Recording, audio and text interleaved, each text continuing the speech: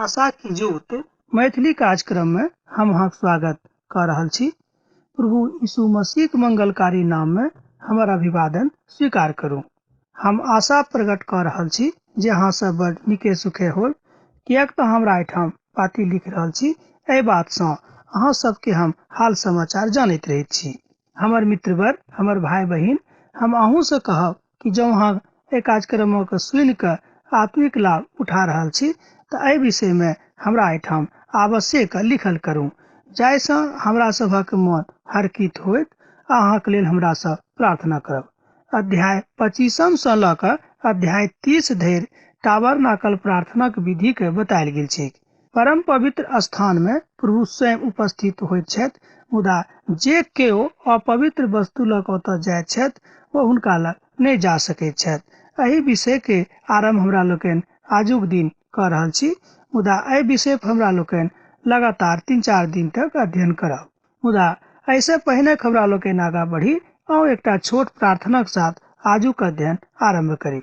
हे सर्वशक्तिमान पिता परमेश्वर, हे कृपालु दयालु परमेश्वर, प्रभु जी हम अहाँके धन्यवाद दै छी प्रभु, कियाक तऽ प्रभु अहाँ हमरा दिस सब दिन प्रभु ताकैत रहै छी।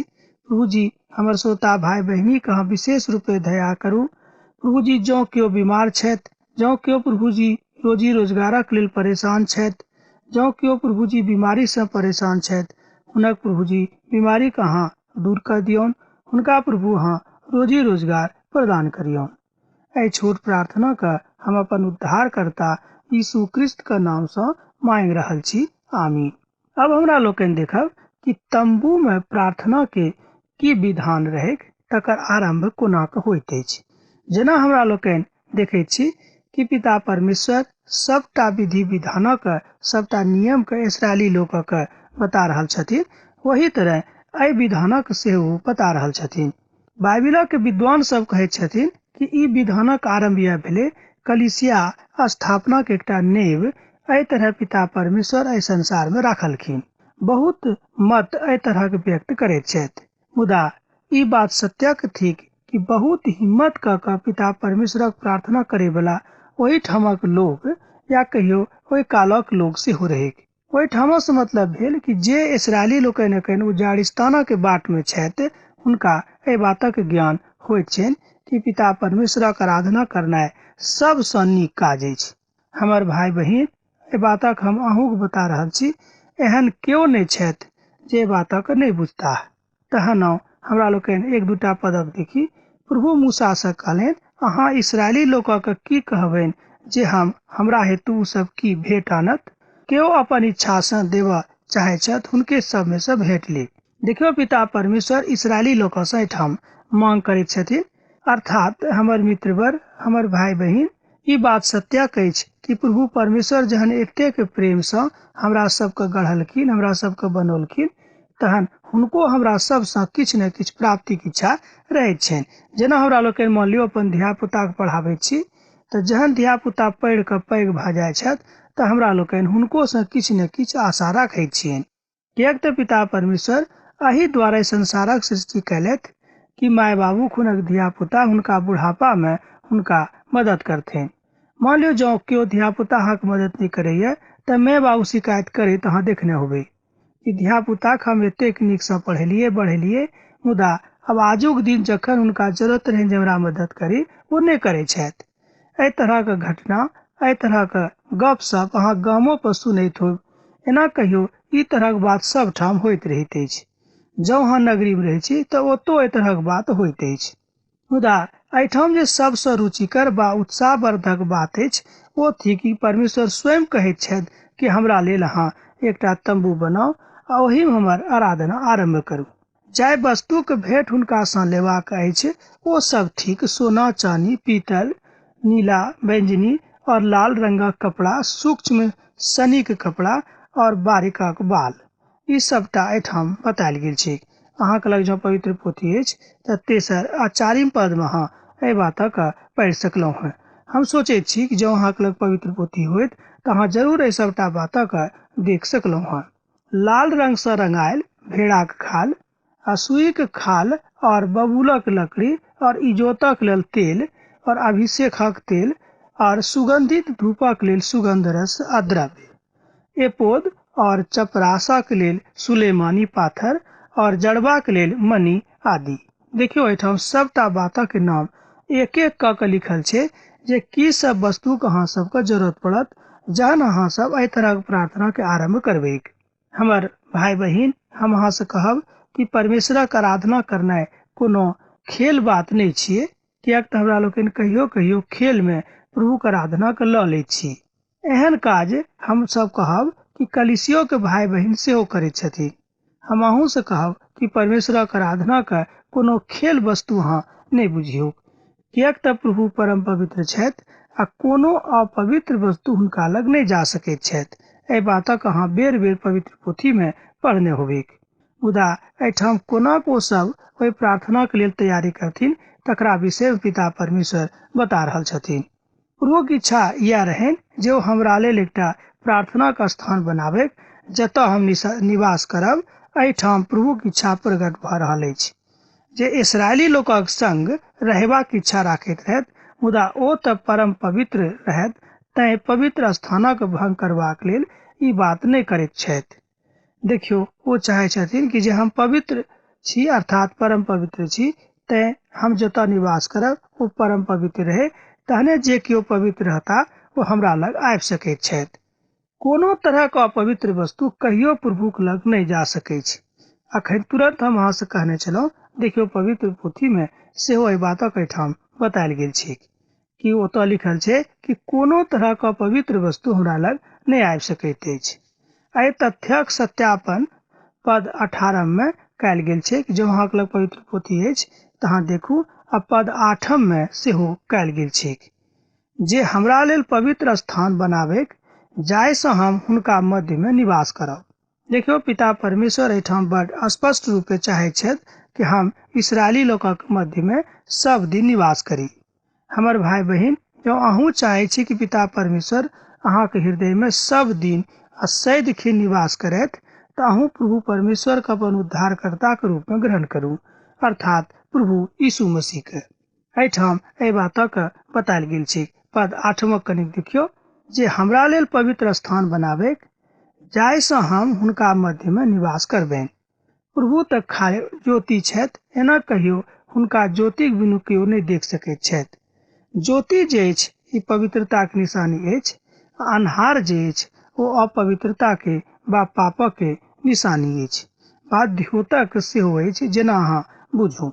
मुदा पवित्र पोथी के विद्वान सब कहैत छथि कि ई बात बड़ सत्य थिक कि कोनो अपवित्र मनुख ओ कियाक नहीं परम प्रधान आ पुजारिये रहत, मुदा ओ प्रभु के लग अर्थात परम प्रधान महिमामयी परमेश्वरक लग नहीं जा सकैत छथि जँ हुनक जीवन नीक नहीं छै।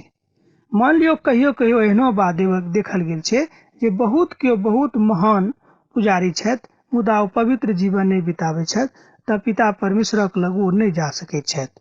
प्रार्थना के एहि विधि के माध्यम से प्रभु परमेश्वर एकटा बातक अभिव्यक्ति और कह रहल छथि वा बता रहल छथि। वो जाने छथिन कि जे केओ प्रभुक संग छथि वो हमरा संगे रहता है, आ जे केओ प्रभुक संग नहीं छथि वो हमरा संगे नहीं रहता है।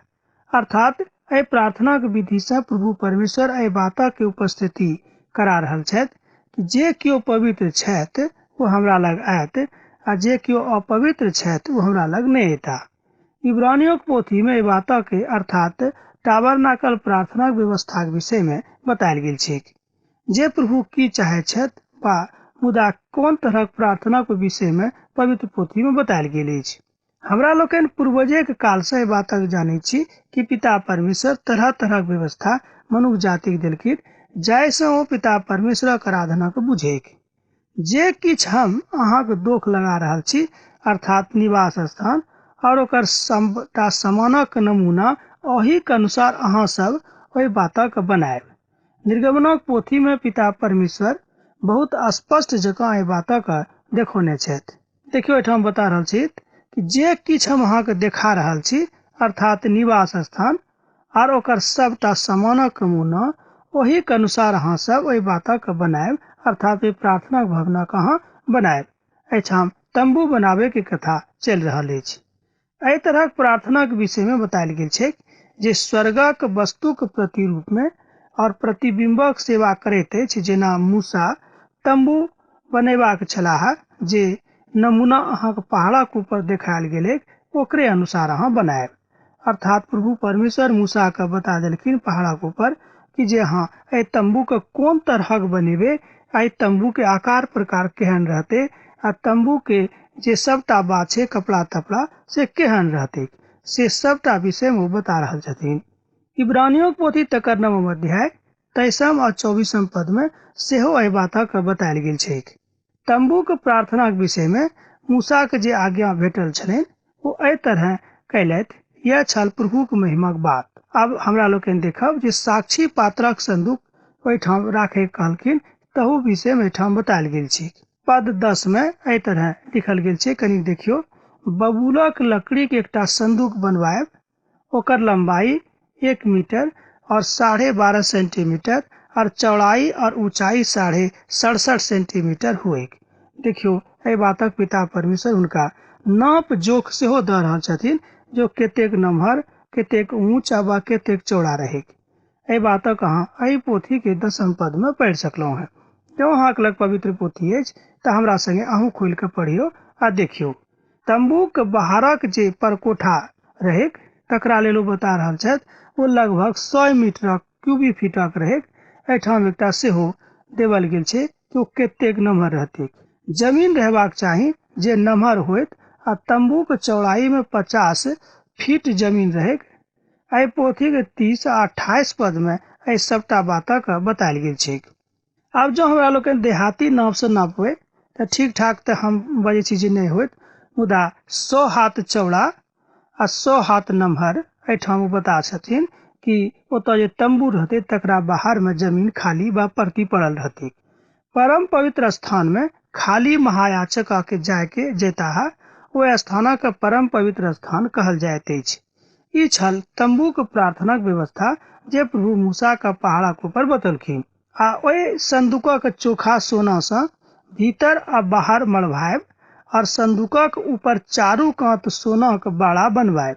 सेहो देखियो पद 11 में लिखल गेल छै कि तंबू जे संदूक छै तकरा अहाँ कोना बनेबे, आ तंबू एना कहियो संदूकक आकार आ प्रकार केहन हेतै आ कतेक नमहर चौड़ा ओकर एना कहियो कोना को बनावल जेतै, सोझा सोझी अहाँ एना बुझियो।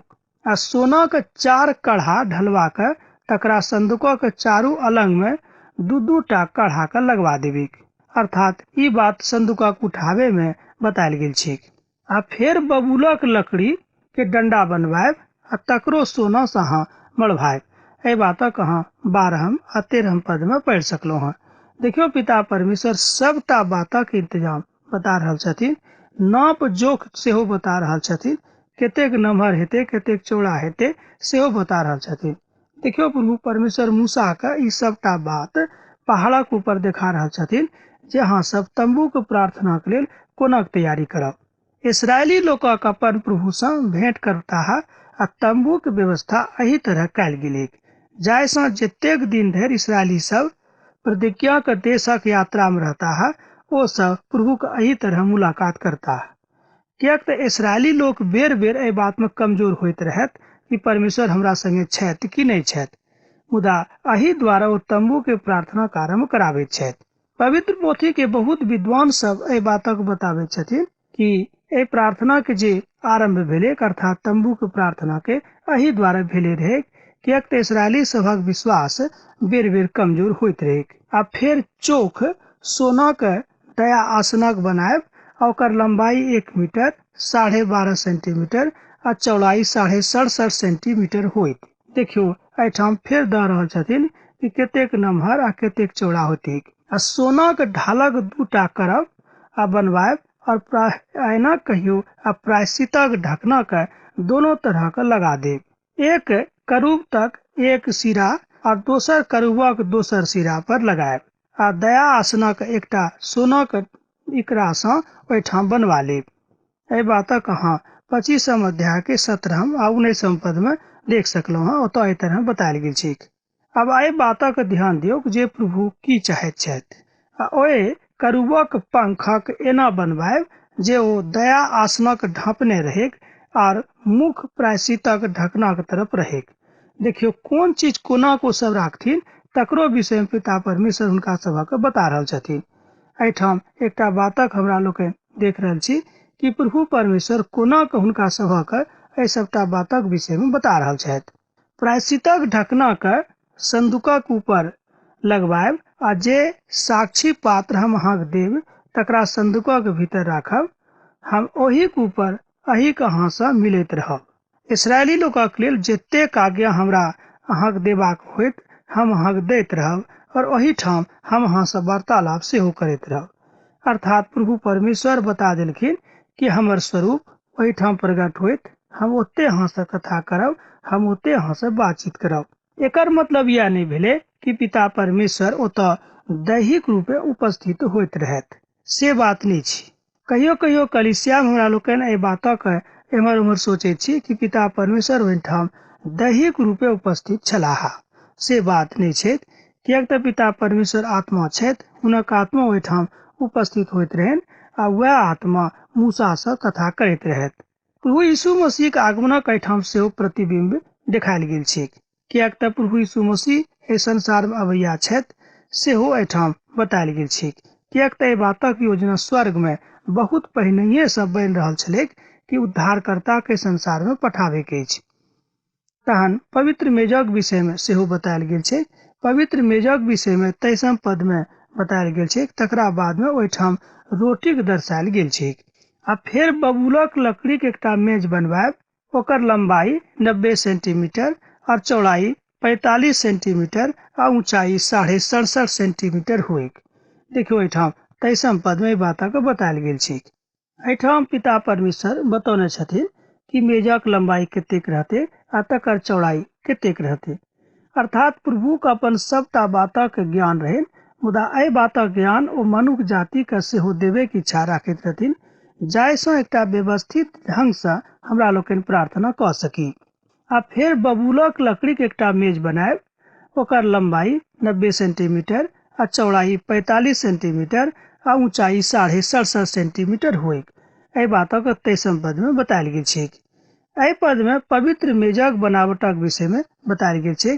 अर्थात प्रभु के सबके समानता का अधिकार देने रहत सेहो एहिठाम अभिव्यक्ति भ रहल अछि। एकटा पवित्र पोथीक विद्वान एहिठाम कहैत छथि कि प्रभु परमेश्वर एहि द्वारा एहि सबटा बातक के ज्ञान दे रहल छथिन जाहिसँ मनुष्य जाति एकटा नीक समाजक निर्माण करे। कियाक तऽ ओ सब उजाड़ स्थान में रहत, ओतऽ कोनो तरह के घर वा द्वार नहीं रहन, मुदा ओ सब जेना चाहैत रहथिन तेना तंबू बना बना कर रहैत रहथिन। कियाक तऽ हमरा लोकन इब्राहिमक विषय में सेहो पढ़ने छी कि हुनका हमरा सब तंबू बनावे वाला नबी कहैत छियन। यह बात एहिठाम देखियो इसराइली लोकक जिंदगी में सेहो प्रकट भ रहल अछि। पवित्र स्थानक मेजक विषय में सबटा बातक चित्रण एहिठाम कयल गेल छै से केहन होइतैक। तकरा चोखा सोना सँ मढ़वायब आ तकरा चारो दिस एकटा सोनाक बाड़ा बनायब। एहि बातक अहाँ 24 पद में पढ़ि सकलहुँ हैं। जब अहाँक लग पवित्र पोथी अछि तऽ हमरा संगे अखने खोलि के पढ़ू। तकरा चोखा सोना सँ मढ़वायब आ तकरा चारो दिस एकटा सोनाक बाड़ा बनायब। ई बात ओहिठाम खूब नीक सँ लिखल गेल छै। हमर मित्रवर एहि बातक अहाँ ध्यान दियौ। और तकर परात आ धूपदान आ चम्मच आ कटोरा सबटा सोनाक बनवायब आ मेजक ऊपर और हमरा आगू में भेंटक रोटी नित्य दिन राखैत रहब। एहिठाम देखियो पिता परमेश्वर कहैत छिन कि हमर भेंटक जे रोटी होइत से अहाँ नित्यम दिन एहिठाम आबि कऽ राखि देब। एहि बातक अहाँ 29 आ 30 पद में पढ़ि सकलहुँ हैं।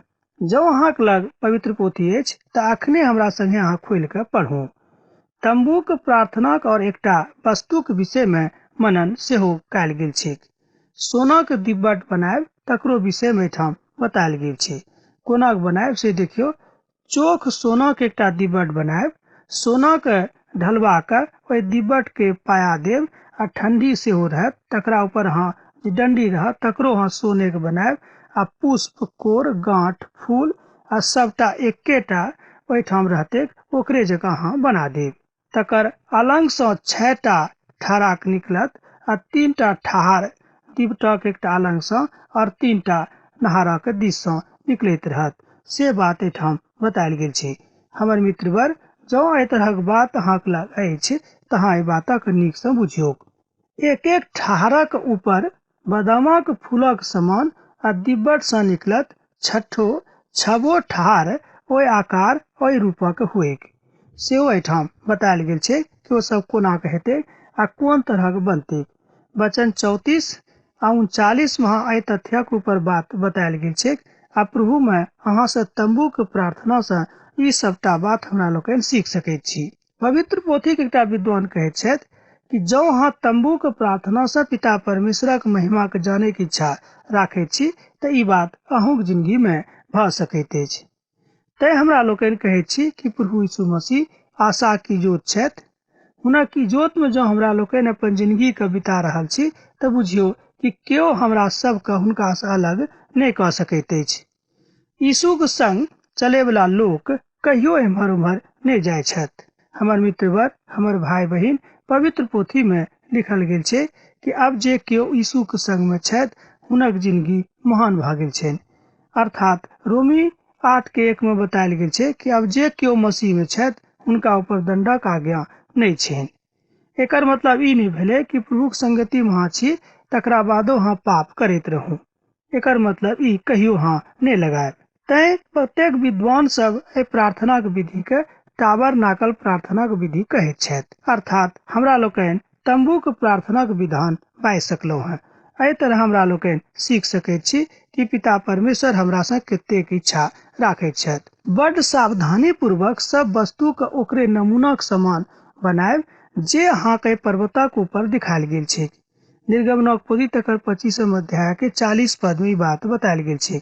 बड़ सावधानी पूर्वक सब वस्तु के ओकरे नमूना के समान बनायब जे अहाँ के एहि पर्वतक ऊपर दिखायल गेल छै। पवित्र आत्मा हुनका एहि सबटा बातों में अगुवाई करथिन आ एहि सबटा बातक अधिकार हुनका दऽ देथिन।